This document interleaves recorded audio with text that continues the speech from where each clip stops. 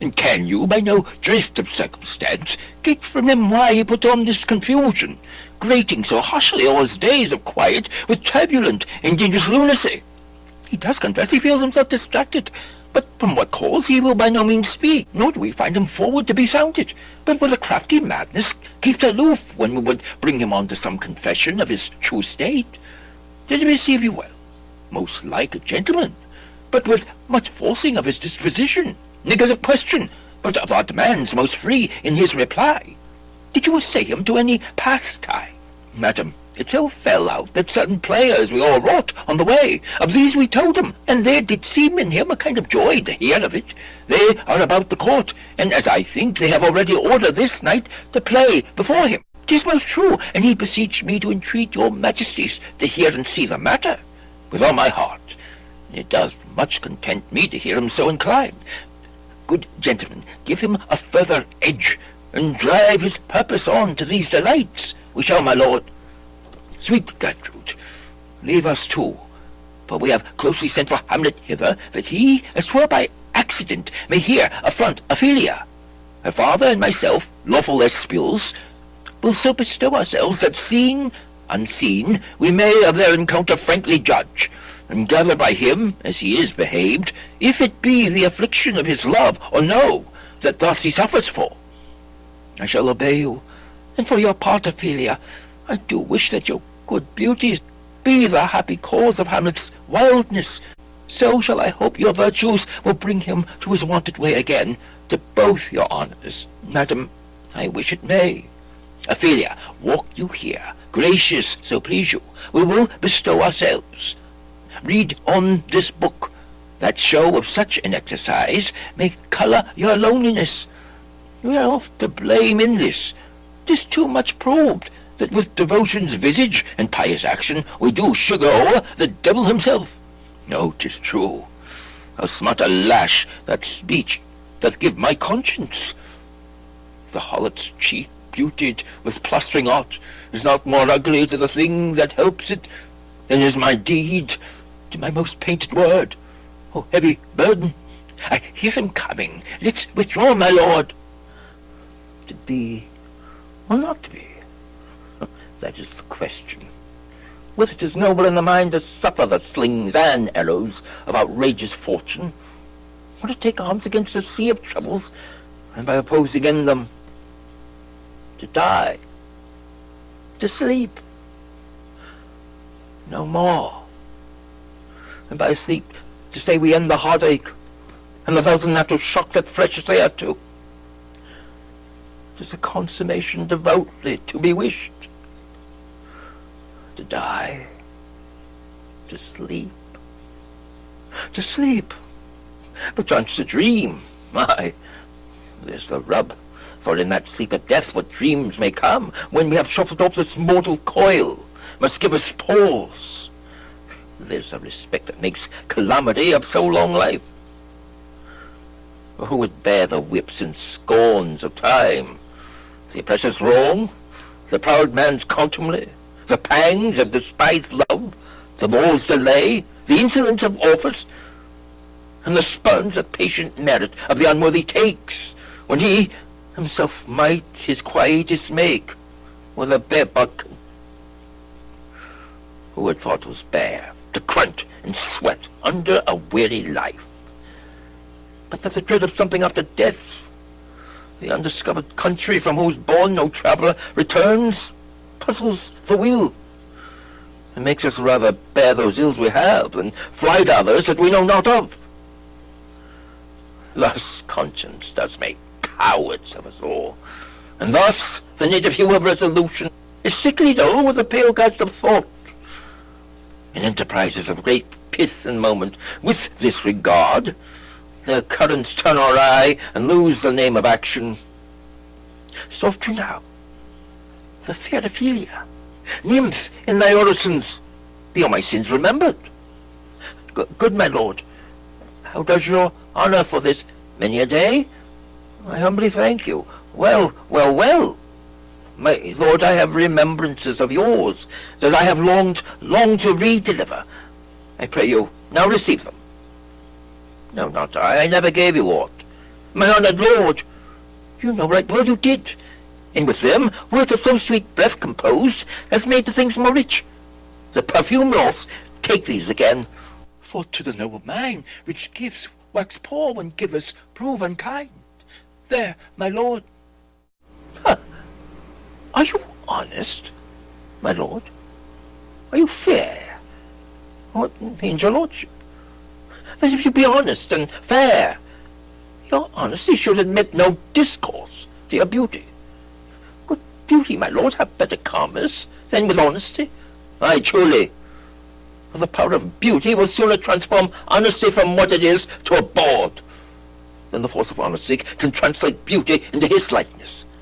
This was sometime a paradox, but now the time gives it proof. I did love you once. Indeed, my lord, you made me believe so. You should not have believed me. For virtue cannot so inoculate our old stock, but we shall relish of it. I loved you not. I was the more deceived. Get thee to a nunnery. Why wouldst thou be a breeder of sinners?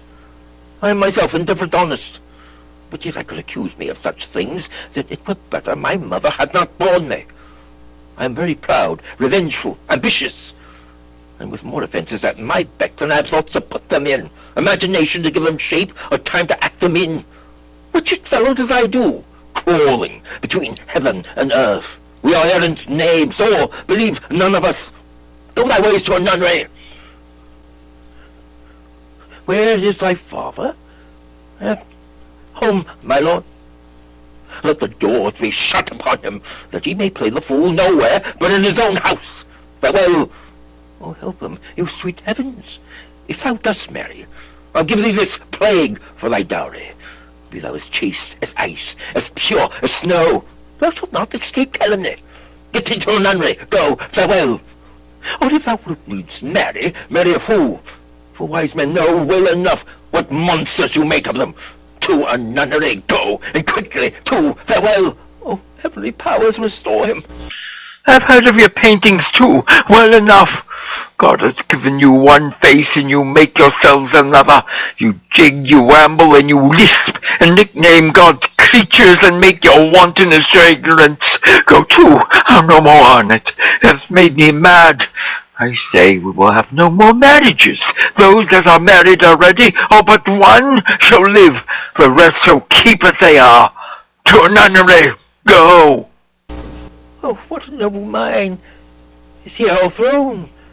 The courtiers, soldiers, scholars, eye, tongue. The expectancy and rose of the fair state. The class of fashion and the mode of form. The observed of all observers. Quite down. And I of ladies most deject and wretched that sucked the honey of his music vows, now see that noble and most sovereign reason, like sweet bells, jangled and out of tune and harsh. That unmatched form and feature of blown youth, blasted with ecstasy. Oh, woe is me, to have seen what I have seen. See what I see.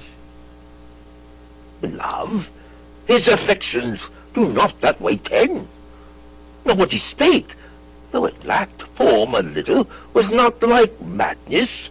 There's something in his soul over which his melancholy sits unbrewed, and I do doubt the hatch and the disclose will be some danger, which for to prevent, I have in quick determination thus set it down.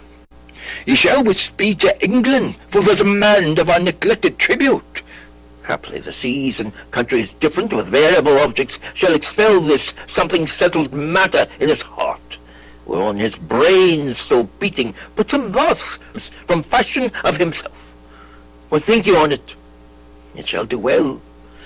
But yet I do believe the origin and commencement of his grief sprung from neglected love. How now, Ophelia? You need not tell us what Lord Hamlet said. We heard it all. My lord, do as you please. But if you hold it fit, after the play, let the Queen Mother all alone entreat him to show his grief. Let her be round with him, and I'll be placed, so please you, in the ear of all their conference. If she find him not, to England send him, or confine him where your wisdom best shall think. It shall be so. Madness in great ones must not unwatched Go, speak the speech, I pray you, as I pronounced it to you, trippingly on the tongue. But if you mouth it as many of your players do, I just leave the town crier spoke my lines. Now do not throw the air too much with your hand, thus, but use all gently. For in the very torrent tempest, and as I may say the whirlwind of passion, you must acquire and beget a temperance that may give it smoothness. Oh, it offends me to the soul to hear a robustious periwinked fellow tear a passion to tatters, to very rags, to split the ears of the groundlings, who for the most part are capable of nothing but inexplicable dumb shows and noise. I could have such a fellow whipped for overdoing termagant. It out Herod's Herod. Pray you, avoid it. I warn your honour, be not too tame neither, but let your own discretion be your tutor. Suit the action to the word to the action, with this special observance, that you overstep not the modesty of nature, for anything so overdone is from the purpose of playing, whose end, both at the first and now, was and is to hold as 'twere the mirror up to nature, to show virtue her own feature, scorn her own image, and the very age and body of the time his form and pressure. Now this overdone will come tardy off, though it make the unskilful laugh, cannot but make the judicious grieve, the censure of the which one must, in your allowance, throw away a whole theatre of others. Oh, there be players I have seen play, and heard others praise, and that highly, not to speak it profanely, that neither having the accent of Christians, nor the gait of Christians, pagan nor man, have so strutted and bellowed that I have thought some of nature's journeymen had made men, and not made them well. They imitated humanity so abominably. I hope we have reformed that indifferently with us, sir, or reform it altogether. And let those that play your clowns speak no more than is set down for them, for there be some of them that will themselves laugh, to set off some quantity of done spectators to laugh too, though in the meantime some necessary question of the play be then to be considered. That's villainous, and shows a most pitiful ambition in the fool that uses it. Go, make you ready. What ho, Horatio, here, sweet lord, at your service. Horatio, thou art e'en as just a man as e'er my conversation coped withal. Oh, my dear lord, nay, do not think I flatter.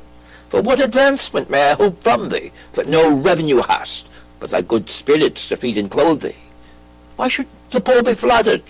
No, let the candied tongue lick absurd pomp, and crook the pregnant hinges of the knee, where thrift may follow fawning.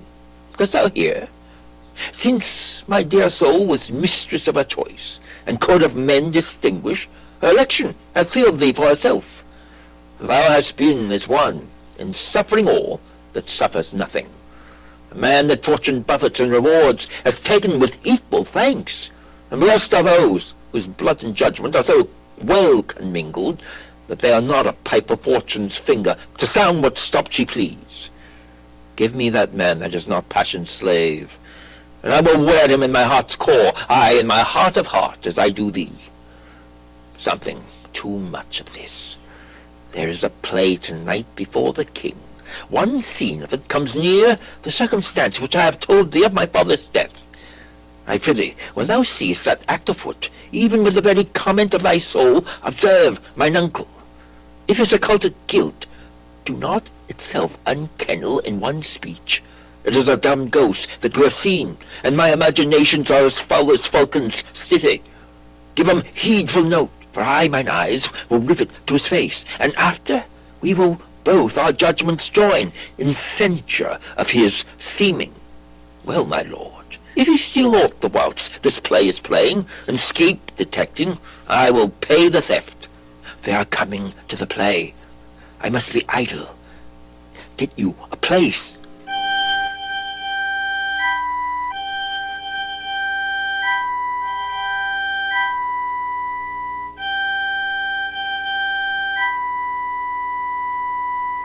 How fares our cousin Hamlet? Excellent in faith.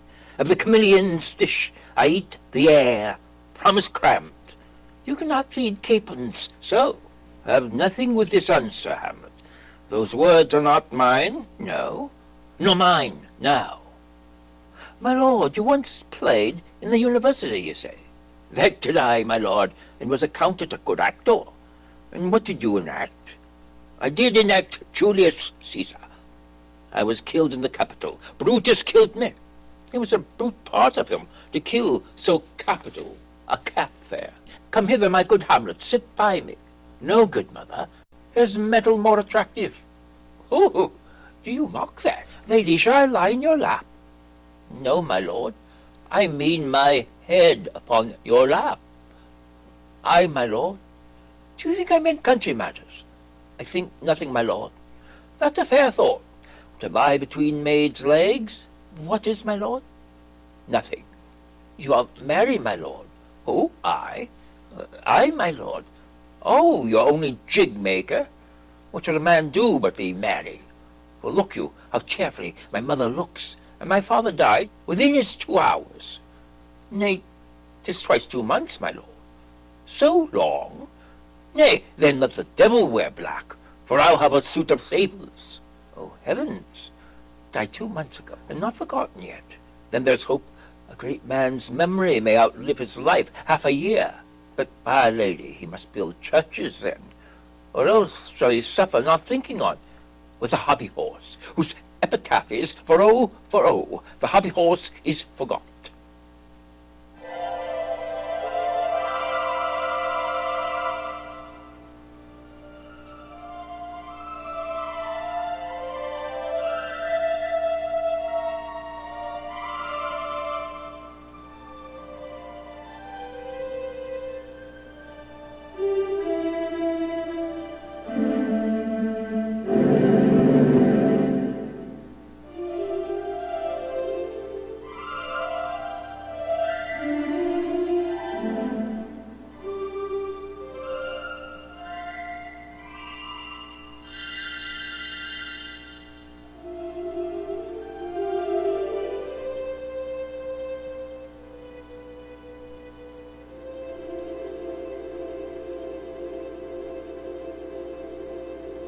What means this, my lord? Merely, this is milching Maleko. It means mischief. But like the show imports the argument of the play, we shall know by this fellow. The players cannot keep counsel, they'll tell all. Will he tell us what the show means? Aye, any show that you'll show him. Be not you ashamed to show, they'll not shame to tell you what it means. You are not. I'll mark the play. For us and for our tragedy, here, stooping to your clemency, we beg your hearing patiently. Is this the prologue or the posy of a ring? 'Tis brief, my lord. As a woman's love? Full 30 minutes. As Phoebus' cart going round Neptune's salt wash, and Tellus' orb grown. And 30 dozen moons with borrowed sheen above the world have times 1230 spin. Since love our hearts and hymen did our hands unite commutual in most sacred bands. So many journeys may the sun and moon make us again, counter o'er ere love be done. But woe is me, you are sick of late, so far from cheer and from your former state that I distrust you. Yet though I distrust, discomfort you, my lord, it nothing must. For women's fear and love holds quantity, in neither aught or in extremity. Now, what my love is, proof hath made you know, and as my love is sized, my fear is so. Where love is great, the little doubts are fear. Where little fears grow great, great love grows there. Faith, I must leave thee, love, and shortly too. My operant powers their functions leave to do, and thou shalt live in this fair world behind, honoured, beloved, and haply one as kind for husband shalt thou. Oh, confound the rest! Such love must needs be treason in my breast. In second husband let me be accursed. None wed the second, but who killed the first? Wormwood! The instances that second marriage move are base respects of thrift, but none of love. A second time I kill my husband dead when second husband kisses me in bed. I do believe you think what now you speak. But what we do determine, oft we break. Purpose is but the slave to memory. of violent birth, but poor validity, which now like fruit unripe sticks on the tree, but fall unshaken when they mellow be. Most necessary 'tis that we forget to pay ourselves what to ourselves is debt. What to ourselves in passion we propose, the passion ending, doth the purpose lose. The violence of either grief or joy their own enactures with themselves destroy. Where joy most revels, grief doth most lament. Grief joys, joy grieves on slender accident. This world is not for aye, nor 'tis not strange that even our loves should with our fortunes change, which is a question left us yet to prove, whether love lead fortune, or else fortune love. The great man down, you mark, his favourite flies. The poor advanced makes friends of enemies, and hitherto doth love on fortune tend. For who not needs shall never lack a friend, and who in want a hollow friend doth try, directly seasons him his enemy. But orderly to end where I begun, our wills and fates do so contrary run that our devices still are overthrown. Our thoughts are ours, their ends none of our own. So think thou wilt no second husband wed, but die thy thoughts when thy first lord is dead. Nor earth to give me food, nor heaven light, sport and repose lock from me day and night. To desperation turn my trust and hope, and anchor's cheer in prison be my hope. Each opposite that blinds the face of joy, meet what I would have will, and it destroy. Both here and hence pursue me lasting strife, if once a widow, ever I be wife. If she should break it now, just deeply sworn, sweet, leave me here awhile. My spirits grow dull, and fain would I beguile the tedious day with sleep. Sleep rock thy brain, and never come mischance between us twain. Madam, how like you this play? The lady protests too much, methinks. Oh, but she'll keep her word. Have you heard the argument? Is there no offence in it? No, no, they do but jest, poison and jest. No offence in the world. What do you call the play? The Mousetrap. Mary, how tropically. This play is the image of a murder done in Vienna. Gonzago is the Duke's name, his wife Battista. You shall see anon. 'Tis a knavish piece of work. What of that? Your Majesty and we that have free souls, it touches us not. Let the colour jade wins. Our withers are unwrung. This is one Lucianus, nephew to the king. You are a good chorus, my lord. I could interpret between you and your love. If I could see the puppets dallying, you are keen, my lord, you are keen. It would cost you a groaning to take off my edge. Still better, and worse. So you must take your husband's. Begin, murder, pox. Leave thy damnable faces and begin. Come, the croaking raven doth bellow for revenge. Thoughts black, hands apt, drugs fit, and time agreeing. Confederate season, else no creature seeing, thou mixture rank of midnight weeds collected, with Hecate's bands thrice blasted, thrice infected, thy natural magic and dire property, unwholesome life usurp immediately.